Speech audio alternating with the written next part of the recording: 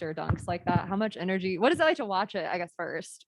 Oh, it's crazy. Like, I mean, I saw from my angle, I had the craziest angle because I saw his whole arm back, and then yeah, no, I had the best angle in the house, so that was crazy. Nate kind of said that some of the lobs or some of the passes John has got are not like exactly perfect, but he's able to still finish it. Just Hmm. how impressive is it to, and how much energy does that kind of pump into the team? Yeah, I mean it's big time. That's a skill. Like what he does is that's a skill. Like being able to find the ball in midair, catch the ball and still find a way to get it in the rim. That's a skill. And not a lot of people have that. And I mean we're blessed to have him. And I mean he can do a lot of other things, but being able to catch lobs in different angles is big for us. How important was that third quarter for you guys? 10 assists in that quarter alone, and it seemed like that was when y'all kind of started to pull away. Yeah, we got up early too. We got up 13 in the first half, and then they came back and made it a close game before halftime. And then we got up to 13 again, and we wanted to make another push and not let them get back into the game. And I think they made one more run, but at that point, I mean, we kind of put our foot on their necks and kind of made them a little bit more tired. And they were missing some guys tonight, so it was good for us.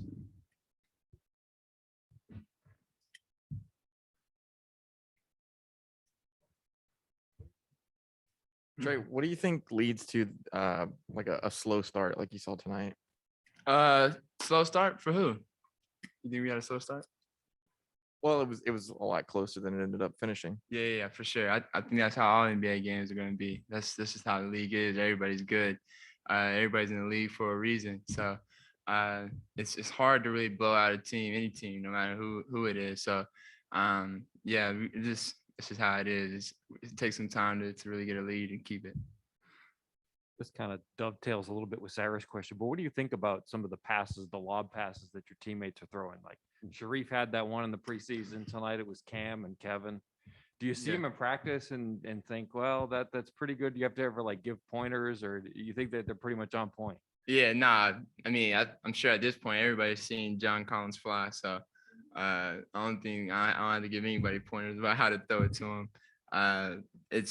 It's crazy sometimes that you throw it in the air and you can just trust John. You can trust him that he's gonna go get it. And like I said, that's a skill that he has.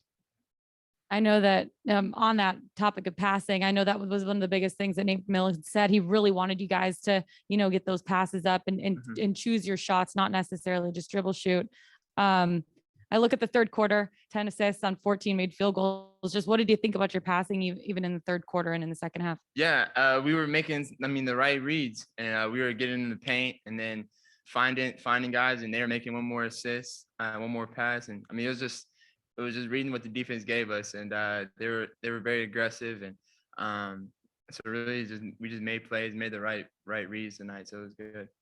Monday night, the crowd was rocking on a Monday night. I mean, what do you feel about playing here at home? And there's not many home games in the next little stretch here. Yeah, no, for sure. It's always great playing here. So we gotta like Nate's been preaching, and we've all been talking. We want to make this place a tough place to play. So we gotta win at home, and we're about to go on the road for a couple of games. And so hopefully we bring that same energy we had tonight and carry it over. Hey, Trae, it's only 3 games into the season, but one thing, switching gears with the Braves, and I saw you out there last week, you and John and another teammate. Freddie Freeman said about changing the narrative and changing the narrative of the city of Atlanta's success rate in the postseason. How do you kind of size up what they're doing, but also what you guys are doing, even though it's so early in the season? Yeah. Yeah. Sports, especially here in Atlanta, we're blessed. We have something in basically everything with soccer, baseball, football, and then us. Then you got the Braves, we got everything. So we got opportunities to make the city proud. And I think the Braves are doing a great job of doing that and trying to win a World Series. And we're trying to do our thing. And Falcons are obviously going to have to do some rebuilding, but they're going to bounce back next year. And I think this is a team, and this is a city with, Joseph Martinez with the football, the soccer league. We got a lot of guys and a lot of really good teams and sports teams in the city that we all want to make the city proud. And the city's embraced you just as the leader of this team. What's that been like, to to be the face of the franchise and, to put your best foot forward with that? I mean, it's an honor. I mean, I'll just try to represent myself, my family, and I mean this organization the best way I can. So I know I'm representing more than just myself. So I try to walk every step I take and know I'm representing a lot more than myself. So Do you have a prediction for the World Series?